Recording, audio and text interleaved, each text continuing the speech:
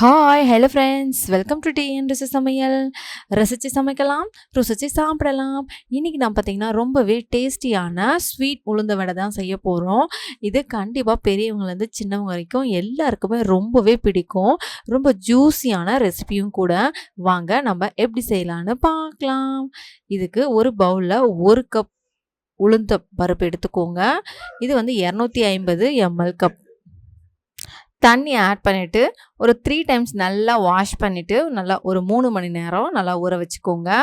நம்ம ஊற வைக்கிறதுக்கு முன்னாடியே வாஷ் பண்ணணும். ஊற வச்சுட்டு அப்புறம் வாஷ் பண்ணக்கூடாது. இந்த அளவுக்கு நல்லா பருப்பு ஊறிட்ட அப்புறம் ஒரு மிக்சிங் ஜாரில் ஆட் பண்ணிக்கோங்க. தண்ணியை கொஞ்சம் கொஞ்சமாக தெளித்து நல்லா ஒரு கெட்டியாக அரைச்சி எடுத்துகிட்டு வந்துடுங்க. பாருங்க, இந்த அளவுக்கு கெட்டியாக இருக்கணும். லைட்டாக தண்ணியை தெளித்து அரைச்சாவே இந்த மாதிரி நல்லா கெட்டியாக கிடைக்கும். இதை ஒரு பவுலுக்கு மாற்றிடலாம். மாவு எவ்வளோ கெட்டியாக இருக்குது பாருங்கள். இந்த அளவுக்கு அரைச்சி எடுத்துக்கணும். ஒரு 5 நிமிஷம் நல்லா இந்த மாதிரி அழுத்தி விட்டுக்கோங்க மாவை. மாவு வந்து நல்லா ப்ளஃபியாக கிடைக்கணும். ஒரு 5 நிமிஷத்துக்கு அப்புறம் ஒரு 1/4 டேபிள் ஸ்பூன் சமையல் சோடா ஆட் பண்ணிக்கோங்க. ஒரு பின் சால்ட் ஆட் பண்ணிக்கோங்க. அதிகமாக ஆட் பண்ண வேண்டாம்.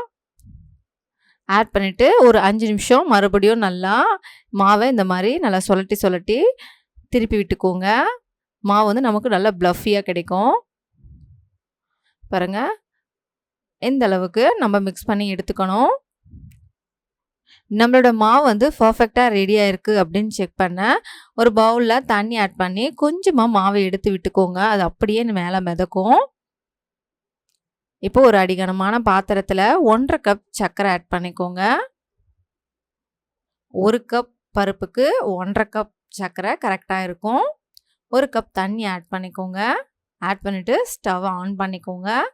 ஆன் பண்ணிவிட்டு ஹை ஃப்ளேமில் வச்சுக்கோங்க. ஒரு கம்பி பக்குவம் எடுக்கணும். நல்லா சர்க்கரையை கரைச்சி விட்டுக்கோங்க.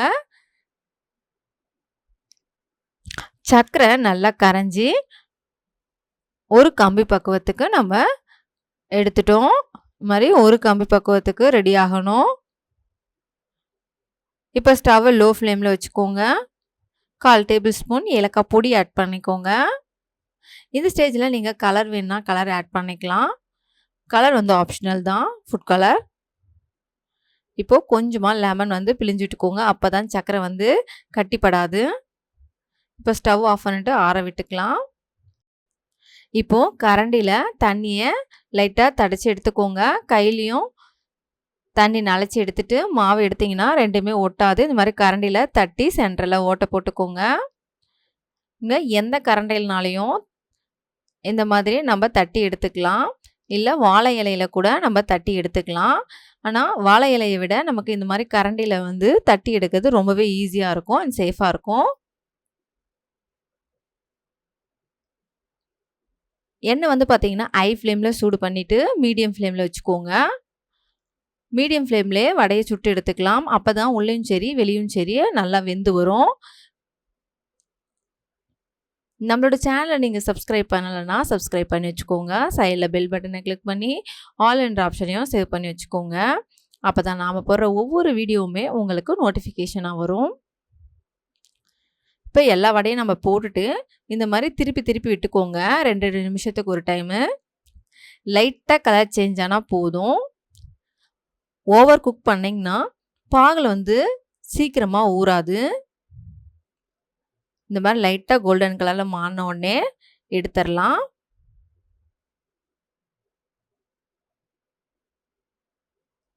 நமக்கு 1 கப் உளுத்தம் பருப்புக்கு மீடியம் சைஸில் நம்ம வடை போட்டோன்னா 25லேருந்து 30 வடை வந்து தாராளமாக கிடைக்கும். அதே மாதிரி எல்லா வடைகளையும் நம்ம எண்ணெயிலேருந்து ஆயில் ஃபில்டர் பண்ணுற மாதிரி டிஷ்யூ பேப்பரில் வச்சுக்கலாம். இது அதிகமாகவும் நமக்கு எண்ணெய் பிடிக்காது. நம்ம மாவை அரைச்ச உடனே சுடணும். அப்போ தான் மாவு வந்து புளிக்கவும் செய்யாது.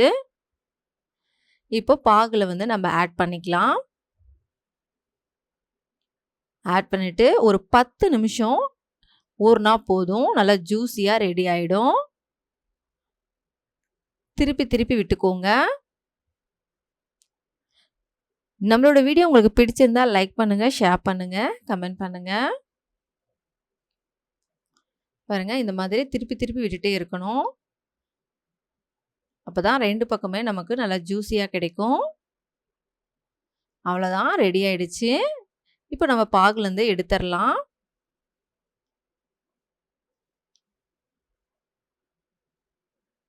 பாருங்க எவ்வளோ சூப்பரா ரெடி ஆயிருக்குன்ட்டு. சாப்பிடவும் அவ்வளோ சூப்பரா இருக்கும். இது ஃபுல் புரோட்டீன் ரெசிபியாவும் இருக்கும். காரமான வடைய சாப்பிட விரும்பாத குழந்தைங்க கூட இந்த மாதிரி ஸ்வீட்டான வடை வந்து ரொம்பவே விரும்பி சாப்பிடுவாங்க. கண்டிப்பா ட்ரை பண்ணி பாருங்க. ட்ரை பண்ணி பார்த்துட்டு எப்படி வந்திருக்குன்னு சொல்லிட்டு எனக்கு கமெண்ட் ஷேர் பண்ணுங்க. பாருங்க ஸ்வீட் உளுந்து வடைய நம்ம அழுத்தினா எவ்வளோ ஜூஸியாக ரெடியாக இருக்குன்ட்டு உடச்சி காமிக்கிறேன். நல்லாவே ஊறி ரொம்பவே சாஃப்டாக ஜூஸியாக ரெடியாக இருக்குது. தேங்க்யூ ஃபார் வாட்சிங் அண்ட் பை பாய்.